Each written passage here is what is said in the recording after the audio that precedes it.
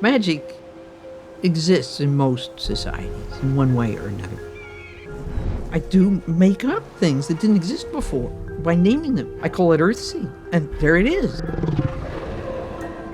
I don't think Harry Potter could have existed without Earthsea. I read A Wizard of Earthsea, and things rearranged in my head. That was the original and the best.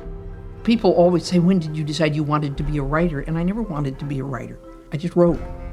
What Ursula was having to navigate was the societal prejudices against science fiction, against the fantastic. I'd like this not to be resigned, but to be rebellious. I want to see science fiction step over the old walls and head right into the next wall and start to break it down, too. When I started writing, the sort of basic assumption about fiction was that men were at the center of it. So you have this really pretty masculine, pretty male-dominated world. I don't know how many times I was told I write well, but we don't know quite what you're doing. Ursula doesn't set herself up as a giver of answers, but she is one of the very finest explorers of questions.